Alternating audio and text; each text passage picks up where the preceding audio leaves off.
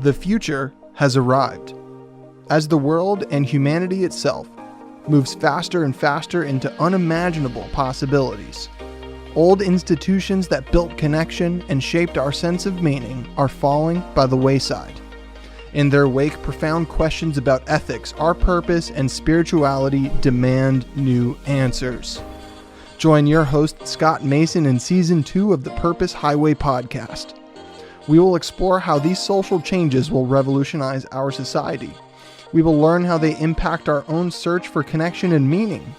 And we will hear stories of influencers whose lives have had radical change from the inside and found profound connection to others and themselves through a new definition of meaning. The future has arrived. Are you ready?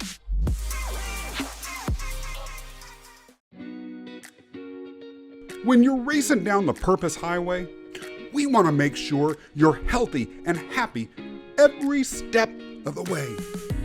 That's why we're proud to partner with It's NOLA, 21st century plant-based healthy granola snack bites made with real ingredients and audacious flavor. It's NOLA crafts small batch hand-rolled granola balls that are vegan, gluten-free, and naturally low in sugar.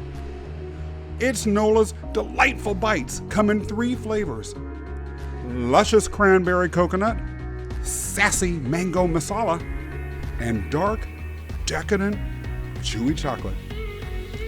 It's NOLA is available to both individual customers and for wholesale accounts at itsnola.com. That's ITSNOLA.com. Guests on this show are already enjoying this delicious snack. Check out It's NOLA's website for yourself and find out how good it is. Hello everybody, it's Scott Mason, revving up for another race down the Purpose Highway. If you like what we're doing, be sure to subscribe and give us a thumbs up on YouTube or a positive review on Apple. And sitting next to me in the front seat today is Michael Fritzius. He is the founder and CTO of Arch DevOps, which provides automated solutions to common problems in software delivery.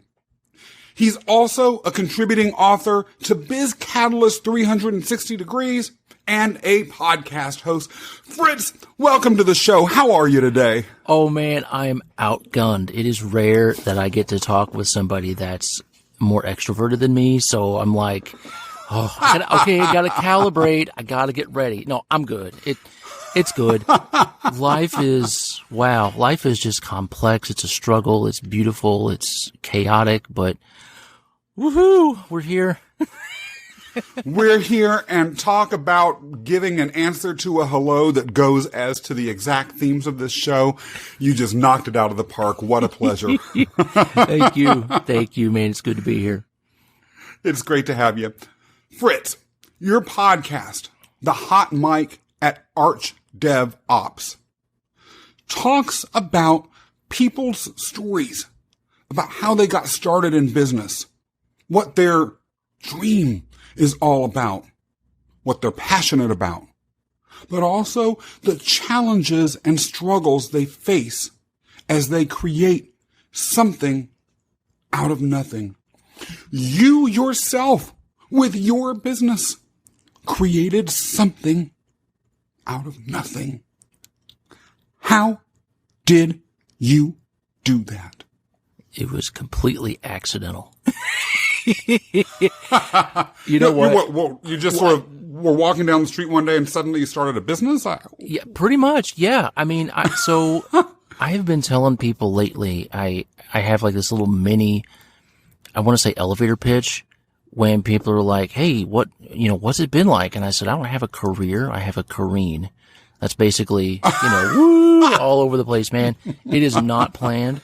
But yeah, I really did kind of fall into it / get pushed into it. I sat on the idea for a couple years about, I could start a business. I mean, I kept having recruitment firms come to me and say, oh, Fritz, you ought to go over here and work at this company. Oh, you got to go over here and work at this company.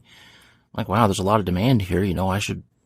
How hard could it be? Right. And then, I was at a client, and they unfortunately had to let people go. It was a legacy part of the company, and they were like, well, we gotta sunset stuff. And unfortunately, contractors were the first ones to go.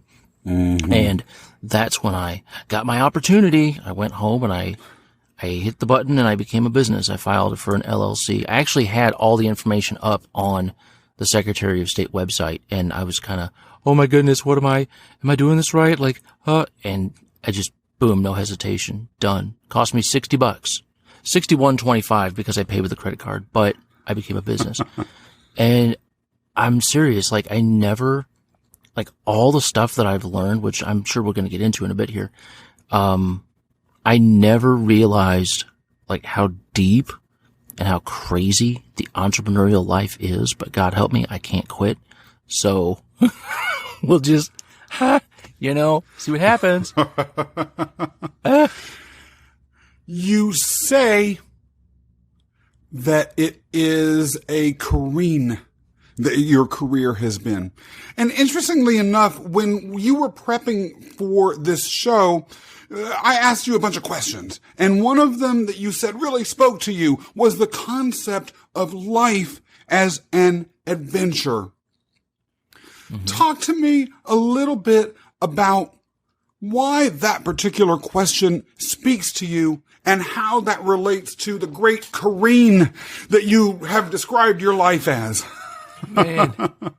Well, I guess I can kind of see both sides of living life as if it's an adventure and living life as, hey, this is planned out, it's stable, things are predictable, right? I've done both. And what really speaks to me on the adventure side is there is not a day that goes by where I actually know what's going to happen. I could plan. Mm-hmm. I could come up and write Excel spreadsheets and time box. I'm going to spend 30 minutes here and an hour here and 15 minutes there. And kaboom, it just blows out of the water because something else comes and says, nope, we're not doing that today. We're going to do this. But what I've realized is every time that happens, I'm still here. Nothing's killed me yet. Amazingly enough, you would think at the age of 40, something would have got me by now, but no. It's just a further demonstration of how resilient the human spirit is to just run headlong into something and be like, I don't know what is over here. I can't see through the fog, but I'm going to run in there anyway. And to somewhat feel like, hey, there's a lot of unpredictability, but we'll figure it out when we get there. When we get there, we will figure it out. And, oh man, it's scary and exciting at the same time.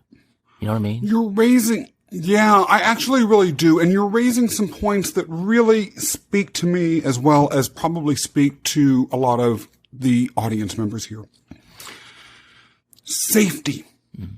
The many years that you and I worked for large organizations that allegedly provided stability and allegedly provide stability for those that work in them came to an abrupt end. And you began to have to walk down a path where there was not only a lack of stability, but ultimately the ability to provide for yourself as well as anyone else in your life was totally on you. And that's something I could not relate to unless and until I began to actually do it myself. And the concept that you're talking about of the universe providing something that enables you to meet whatever those needs are to be able to get through is something that I found very alienating or very difficult to imagine when I was working in a situation where I didn't have to do that. Talk to me a little bit about how you psychologically adjusted to that change, and maybe you could tell us a little bit more about your background so we could understand why this was such a shift for you. Sure thing. Well, the shift that I had to make was a direct result of me being a control freak. I am a recovering control freak. I'm a recovering workaholic, right? And, thinking back to when I worked in corporate where I wasn't tested, I wasn't pushed to the end of myself. I wasn't figuring out what my own limitations and what my own boundaries were. And then to be thrust into something where, wow, now I have to depend on something outside myself, okay? Because I don't have the visibility that I need. I can't predict what is going to happen 2 weeks from now. I can't even predict what's going to happen 2 hours from now. But I have to still keep making forward progress, right? I think we had talked before about how, my background is I'm a man of faith. I'm a Christian. And, being raised in a church, they drill it into you. Trust God. God is everything you need. And then when you go through life and then you hit something where it's like, wow, I legit don't know how to proceed here, but I know I've got to take some steps forward, then it ends up being something that's really dug deep, and I'm finding things deeper in myself that I'm like, I didn't know that was in there. I kind of went on a little bit of a tangent there. Did I answer your question? I think I did. I think that you did. And okay. Yeah, not only did you, but you gave me some things that I want to explore a little bit further. Okay, cool. Let's talk first about the idea that you have been in a position in your life since becoming an entrepreneur that forces you to dig deeper within and find things that you didn't realize that you had and pull them out. What exactly do you mean by that? And maybe share a story or two with us about when and how that occurred, what it looked like for you. Yeah. Well, I think some of what I've learned has a lot to do with resilience. And what I mean by that is the ability to just keep taking hits and keep failing and keep getting up and keep going. And I believe deep down that was trained into me back in high school. For some odd reason, I decided to join the cross-country team. I wasn't built to be a runner. I enjoyed running, but I could never run a mile. Every year in school, they're like, all right, boys, we're going to get out. We're going to do the presidential mile, and it's going to be 4 laps. Ready, set, go. I would always end up walking. There were some kids that stopped and were laying on the track, and it's like, I know, man, bro, same. But something just triggered in me, and I'm like, I'm going to join the cross-country team. And it wasn't like you had to try out for it or anything. It's like, just show up and have legs. You made it. And what I learned is there's something, and I don't know, have you ever done distance running before? Is that a thing? Oh, I loved it. I grew up in Kansas, Michael. Oh. I would run for miles and miles in those wheat fields. Yeah. Well, out there you can, because there aren't any hills, but around here in close to the Ozarks, it's woo, it's up and down. And it's like, it takes a special kind of something to run in Missouri, right? But something just got just a switch flipped where I realized, hey, I'm out on this run and I'm not sure how far I've gone, but I'm not done yet. So I got to keep going until I'm done. And you end up running 9 miles, 12 miles. It's my body's not bred to do that. Now carrying that forward 20 plus years. Wow, it's been 20 plus years since I graduated. Man, I'm old. Anyway, hey, I only graduated 3 years ago, so what do I know? The schooling's never done when you stop learning to die, right? But carrying that forward 20 plus years, it's like I feel the same parts of my brain lighting up when I don't know how much farther we've got to go, but I've got to keep going. And there's that part. It's like, yeah, keep going, right? So digging down and finding things that have been in there the whole time and just digging them out and saying, hey, I guess I'm finding a use for this. But also digging down and finding that there's a lot of things that I don't need. there's a lot of baggage. I come from a long line of worriers. Growing up, that was always something. Like there was always worry. There was always fear. And, I am my parents' son, right? They worried a lot. I worry a lot. But the more I think about it, the more I kind of go back to what I was saying before about how every challenge I've run into, there's been a way through it. So when I find myself starting to worry, it's like, okay, like this is about the 10 million and fourth time that we've gone through this cycle, right? Is this really something that you need to spend energy worrying about? And it's taking less and less time for me to get to the point where I realize, no, I don't need to worry about that. So not only am I digging out useful things, but I'm also digging out useless things. And then I'm able to drop them for a time until I pick it up again and I'm worried, but it's getting better. I'm getting better, but it all goes toward cultivating that resilience, cultivating that mental toughness where you're like, I'm focused on a particular result and I am going to succeed to the best of my ability. So that's what, yeah. You mentioned earlier that you were a person of faith. Yeah. Talk to us a little bit about how that, if at all, has supported you on your entrepreneurial journey and helped or hindered your ability to be resilient.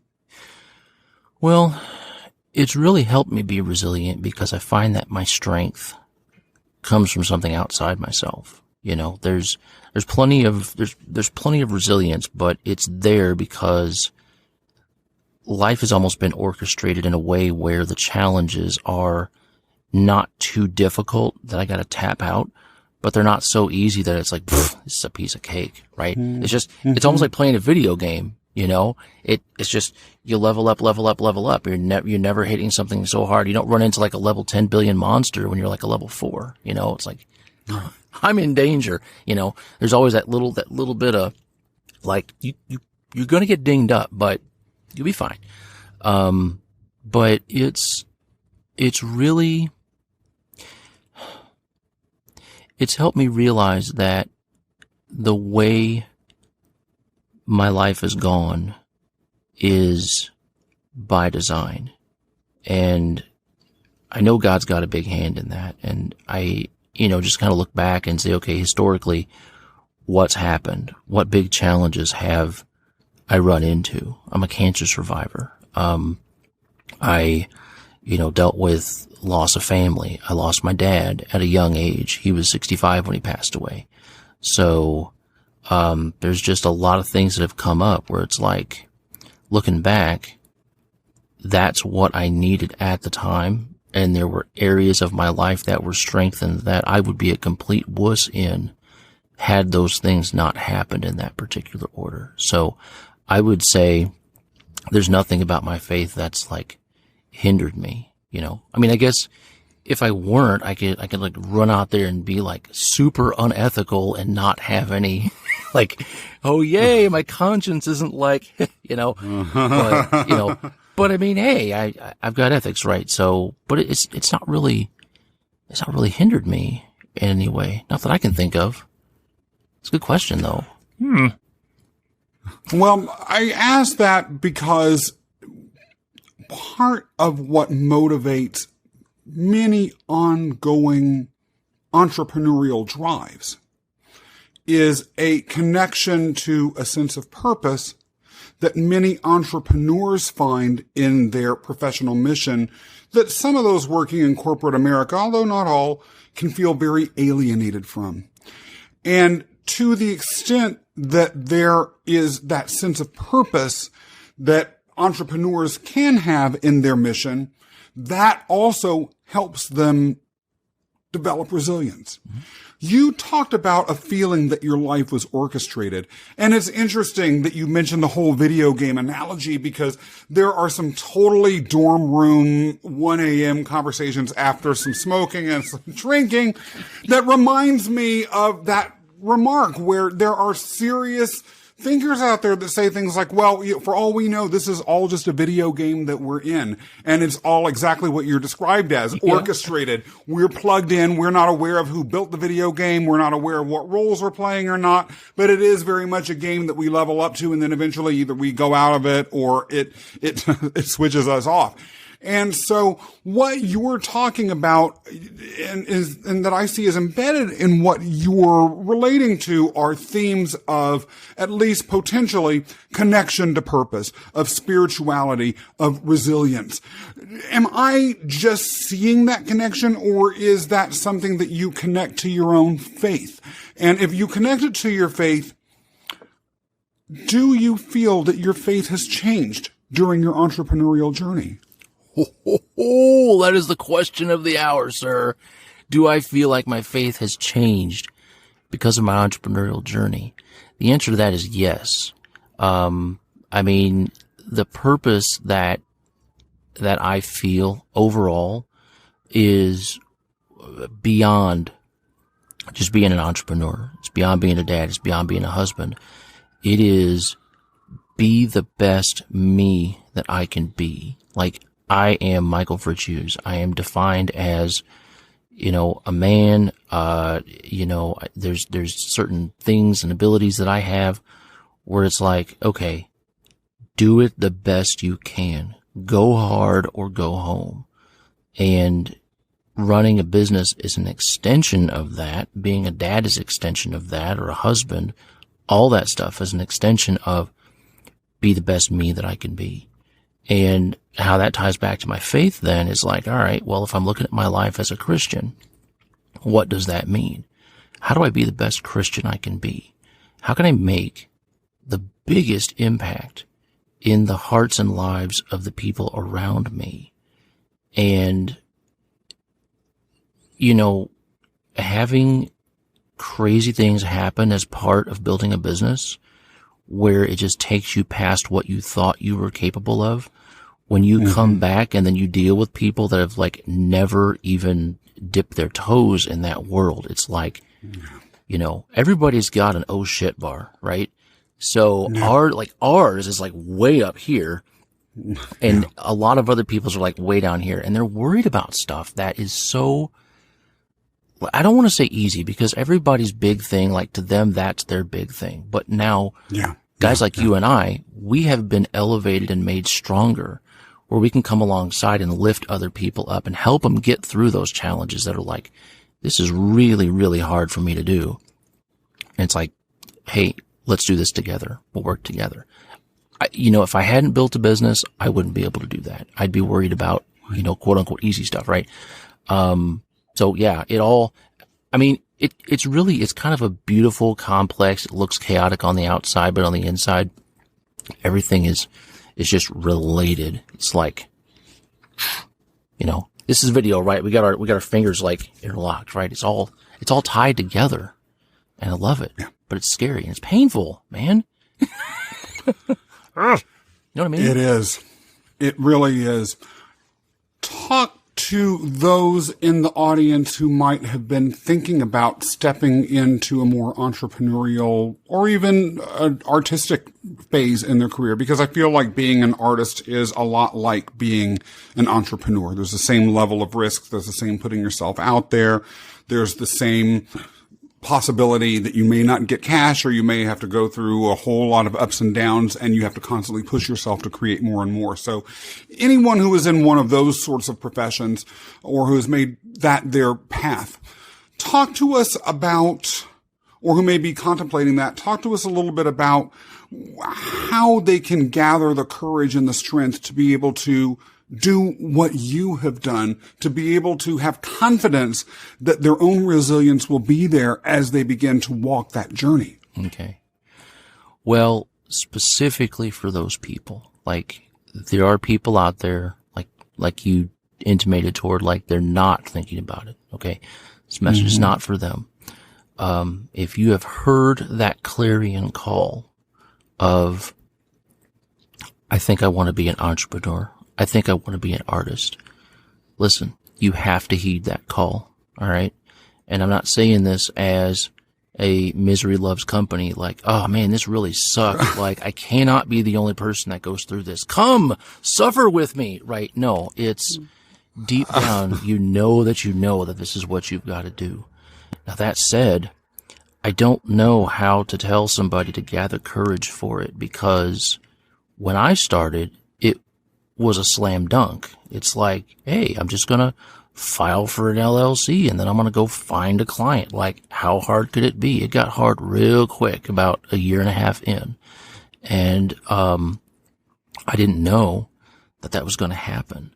I didn't know a lot of things were going to happen. But had I known specifically what was coming down the pipe, bro, I probably never would have started, because I didn't have the courage. What were some of those things, by the way, if I could ask? Yeah, well, beginning of 2018, I had a 4-month span where I was absolutely out of work. Like, I had gone, worked like one client at a time, full-time, 40 plus hours a week.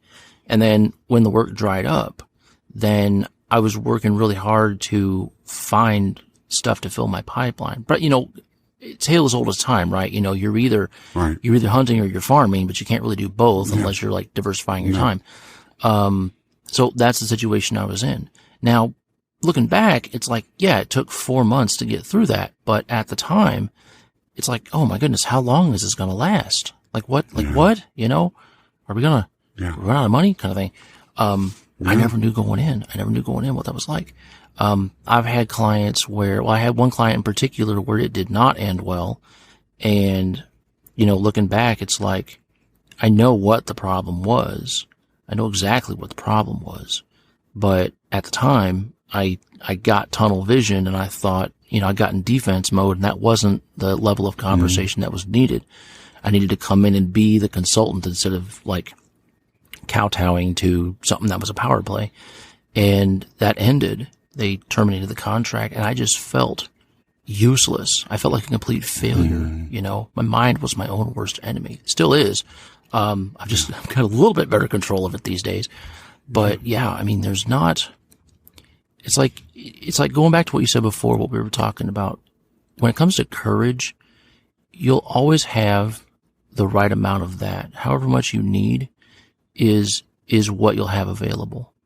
So it's okay to just run in there and take a leap, because you're actually, your body is built to handle a lot more risk than what you think you're capable of taking on. And things are never as dicey as what it looks like. That's just your brain trying to protect you, because change is scary, but actually it makes your brain use more calories. It's an energy conservation thing. It's a holdover from, when we were living off the land and living off of like, fat and bison and stuff like that. Yeah. So, when you get ready to make a change, your brain goes, ooh, scary thing. Let's do things to the body to make this person, maybe not want to do this. And, interesting. Let's just chill. Let's be sedentary. And you got to push against that and say, no, we're going to go for glory, bud. And, we're going to do this. We're going to do it together, brain. So yeah, that poop your pants feeling is just your body telling you that you're getting ready to do something cool. That actually is a completely new framework, to me at least, for analyzing that fear. Understanding that it has a biological component does give me a sense of control over my ability to respond, similarly to an understanding of other biological responses that manifest themselves through emotions. And when I understand that, then I can check it and either think around it or shift my mindset to be able to work through whatever that is and accomplish whatever the next state that I need to get into requires. So that's actually kind of amazing. Oh, cool. I taught you something. That's really... you have taught our entire audience something, and I think that's what this is all about. Yay. You mentioned ethics earlier. In business, many people say, look, there's no ethical requirements to be an entrepreneur. There are legal requirements, but there are not ethical requirements. Unlike, for instance, law or medicine, where you have to be licensed, and you can have your licenses or license revoked if you fail to meet the ethical standards of that profession outside of breaking the law and getting caught. As an entrepreneur, there are really no ethical tablets that one better follow in order to maintain your status as a small business owner. What is the root of that sense of ethics that you mentioned earlier? And you said it almost as if it is something that you are that should go without saying, but I don't know that I necessarily agree, and I don't know that many of our audiences would agree that being ethical in business is something that should automatically go without saying, because a lot of people aren't. Yeah. No, I hear that. And, going back to what I've met some unethical people. Like, we know what ethics are. We know what it means to be ethical. We know what it means to be unethical. Really, in the world of entrepreneurship, that's the word. In the world of entrepreneurship, I think the golden rule plays a big part, right? Like, just don't do to other people what you wouldn't want to have done to you. Serve them to the best of your ability. If something's unclear, like if people are feeling like, oh, this guy's going to take me to the cleaners, it's like, hey, maybe this is a communication problem. Maybe I'm not being clear in what I'm trying to provide service-wise, so let's have a conversation. There's definitely an unethical stripe to it, do things under the table, try to hide things, keep it off the radar, whatever, pad some numbers, whatever, not work as much as you say you did, that kind of thing. That kind of crap catches up to people, right? And especially if you're a business owner or an aspiring one, your reputation is everything, and it is tied to you as a person. If you're just starting out, you are the business, right? Arch DevOps is Michael Fritzius, and if I screw somebody over, that makes that company name look bad, and then it makes me look bad, right? So, I personally try really, really hard to make sure that people are taken care of and that they feel like they're being served and they feel comfortable and they're okay with change and they're less scared about, here's how we're doing work differently now as a result. But yeah, that's really what I think. To me, that's what ethics really means, is how are you interfacing with other people? What is the desired result of your actions? And if it's more other focused, then it's probably more ethical. If it's more self-focused, you might be in a gray area, right? So just see what your focus is. What advice would you have for viewers or listeners who are in the entrepreneurial or the creative space and don't have the formal faith association that you do? They may not belong to any faith institution at all, but are still looking for a place from which to pull their own resilience or their own sense of ethics. Sense of resilience and sense of ethics. I think resilience will happen for you, whether you want it to or not. I was going to say it will happen to you, but it happens for you. Life itself has a way of strengthening you, just the environment. I read a lot of science fiction, and it's always funny when other alien species look at Earth and they're like, oh, Earth is a death world. Like there's all kinds of things that'll kill you. Like you can't go there. And it's like, well, we're fine. And it's like, oh my goodness, and then a human shows up and they just like freak out, like run away, don't make eye contact, or, don't fight them. Whatever you do, please just leave them alone. They're crazy. They touch you. They're covered in goop. But I mean, the world and life will strengthen you. You'll get resilience. The ethics thing too, outside of religion, outside of faith, like it just goes back to treat others how you'd want to be treated. You know, try to put yourself in the shoes of someone who is afraid to make change. And how would you want to be approached? And how would you feel better about the situation? Like, what is it that someone could do to assuage your fears, help you feel comfortable about a certain kind of change, like what you're trying to provide, and then do that, you know? And you may have to ask them, you know, you may have to just level with them, have a heart to heart and be like, listen, I want to make sure I'm taking care of you. Okay. Consider me an ally, not, you know, just some owner trying to bilk me out of money. I'm here to help you, right? If I don't help you, it looks bad on me, right? So what is it that I can do for you? How can I serve you? And that plays into your ethics. And you'll find it feels crunchy but good. It's definitely the harder path, but it's the more rewarding path. It can be slower, but that growth that you get in both of those areas, when you look back, it's kind of like running a long race that's just up a straight hill. When you look back and see how far you've come, and you're like, dang, I did that. I came that far, and I'm not done. I still got some more hill left, but I made some progress. It's a really deep sense of accomplishment. Fritz. Yes, sir. If you could be any sci-fi hero, who would you be?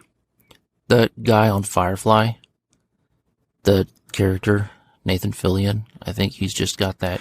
Tell us a little bit about him. I'm a fan, but not everyone might be. Yeah, he is just so easygoing. Like, you know the saying, rough seas make a smooth sailor?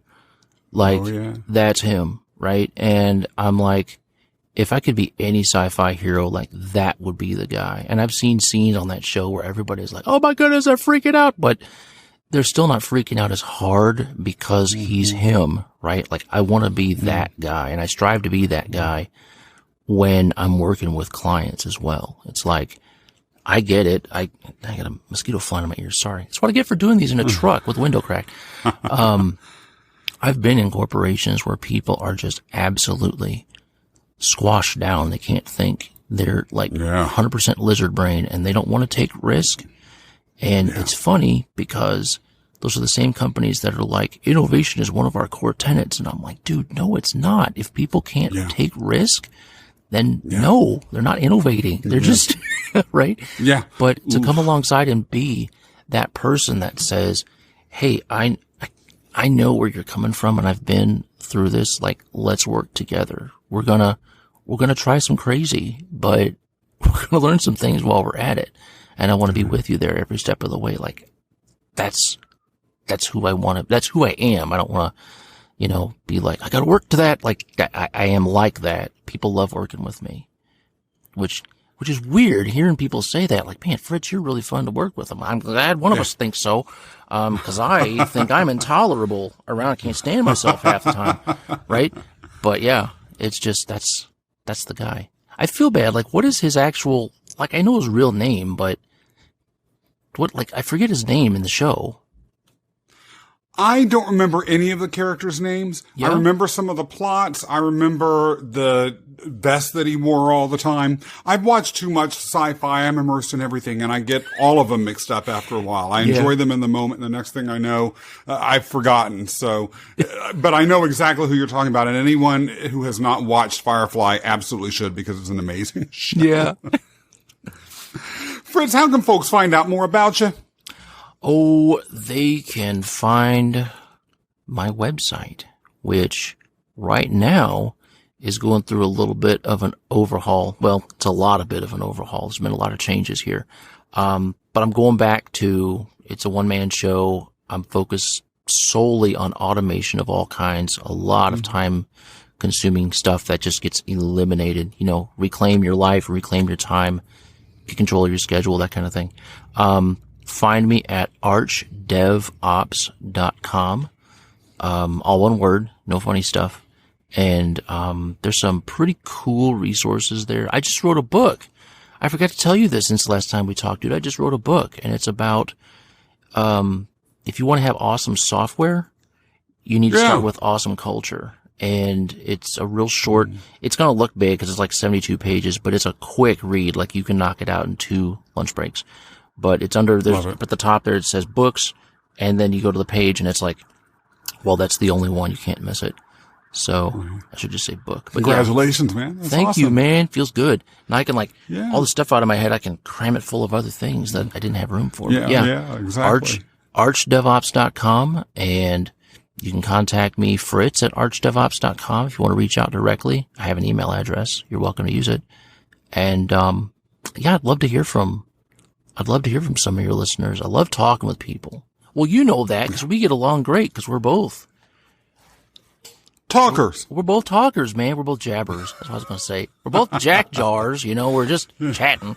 But yeah, I love meeting new people. So if I could siphon off some of your guests into my own network, then I would be just pleased. So if you got 7 or 8 of them, all you got to do is reach out, and those guests can almost always be connected with other podcast hosts. So, nice. Yes. I love it. Yeah. Fritz, it has been great taking a ride with you today. Thank you so much for joining us. And for everybody tuning in, if you like this episode, be sure to subscribe and leave a review on Apple or a comment on YouTube. And see you next time for another trip down the Purpose Highway.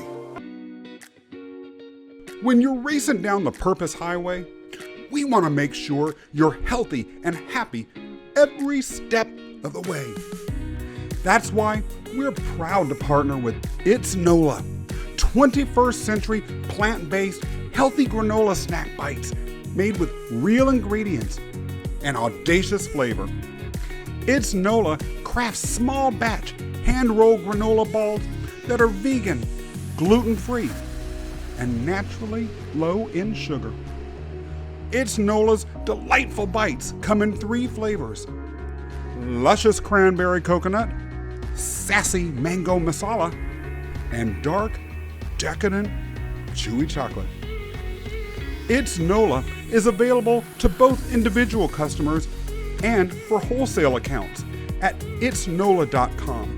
That's ITSNOLA.com.